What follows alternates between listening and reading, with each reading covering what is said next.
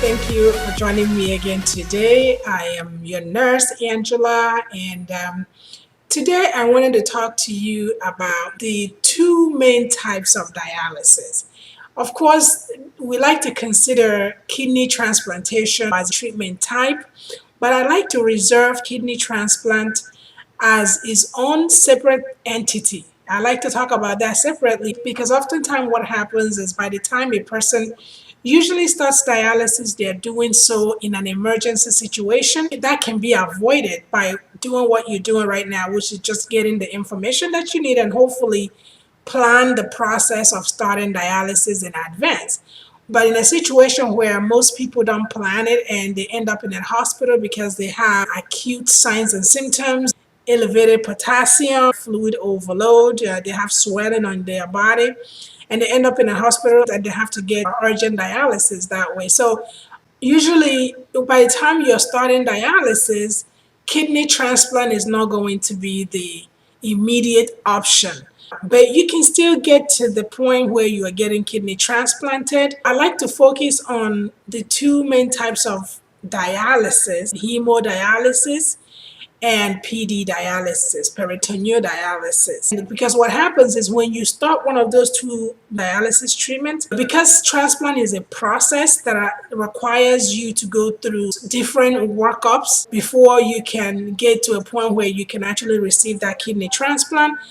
Yeah, I'd like to talk about the hemodialysis and the PD dialysis because once you get started on that and you start feeling better, then you can transition and plan your transplantation options that way. So today I'm going to focus on hemodialysis and PD dialysis.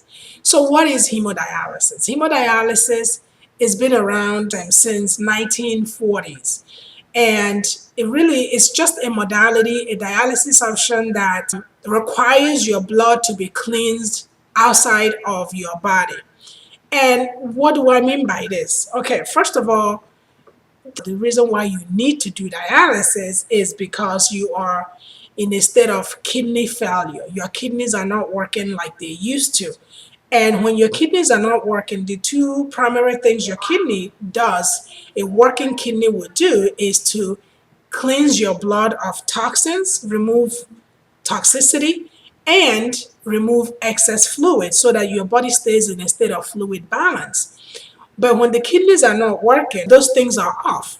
So you start having signs and symptoms, lack of concentration, you might get shortness of breath, you might get dizzy. But we're not going to talk about all those things in detail because I have another video where I give you more details about the signs and symptoms of kidney failure. Yeah. Going back to what is hemodialysis. Hemodialysis, again, is going to allow your blood to be cleansed while it is on the outside. So your blood gets hooked to a dialyzer. What do I mean by that? For you to do hemodialysis, you will need a hemodialysis access, whether it is a hemodialysis catheter that gets placed on your chest and tunneled through your neck to one of the large veins that goes directly to your heart, or you might get what we prefer, which is a fistula or graft placed in your arm. So then, by having that access, if you have a fistula, you would then be required to, usually you'll go to an in-center hemodialysis. Once you get out of the hospital, let's say you had an emergency, you get your first hemodialysis in the hospital, maybe using through that hemocatheter, but then you have to start on an in-center because this is a long-term thing, it's a chronic thing. Until you get that kidney transplant. It's a treatment option.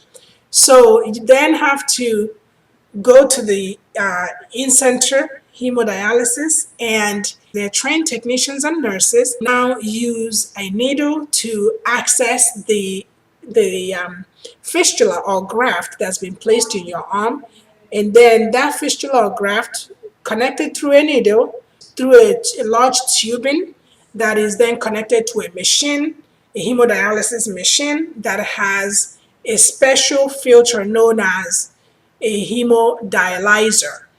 And that dialyzer is the filter that will be filtering your blood of the toxins and removing excess fluid.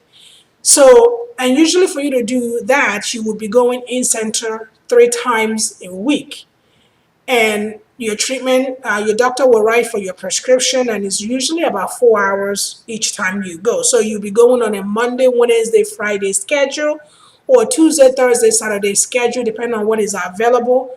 And you'll be doing it for 4 hours each time. And when you go to the dialysis center, you're going to have trained technicians and nurses who will be caring for you and making sure you are getting proper dialysis and helping manage your fluid and make sure that you are in a state of fluid balance. So that's in a nutshell what hemodialysis is about.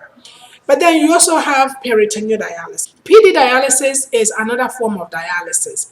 But instead of having to go in center and having trained technicians and nurses do your treatment for you on a Monday, Wednesday, Friday, with PD, you become the expert. You have an experienced nurse, a peritoneal experienced nurse that will train you to do your own treatments at home.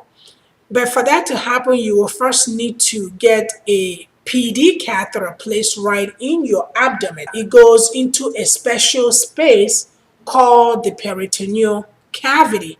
And so your body has a special membrane that is built in there. There is no dialyzers. There is no man-made dialyzer involved. Your body has a special membrane.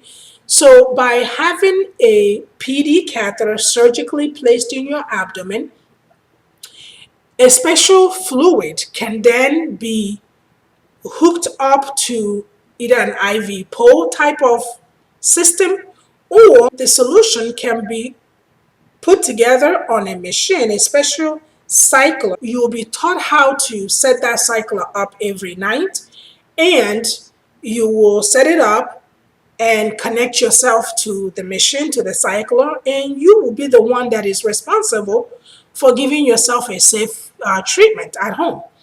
So with PD, again, you have to get that catheter placed. And usually before that, a peritoneal dialysis nurse will do a home assessment. They will come to your home and sit down and talk to you. They will give you recommendations on how you can get your home ready and where you can store your boxes of supplies, because you will be receiving boxes of supplies of solutions, special solutions. Again, the nurse will come do the home visit, talk to you about the surgery, and prepare you. After the surgery, you will go to see the nurse, and the nurse will start teaching you how to take care of your catheter and start training you on how to do those treatments yourself. And you are not going to be home until you have learned and you are confident about what you're doing. Then you become the expert in your care that way. So those are the two different modalities that I wanted you to know about today. That's all I have time for you today, unfortunately, but I do have more great content on my channel. And if you haven't already done so, please do like and subscribe. I will see you next time. Thank you for joining me today. See you soon.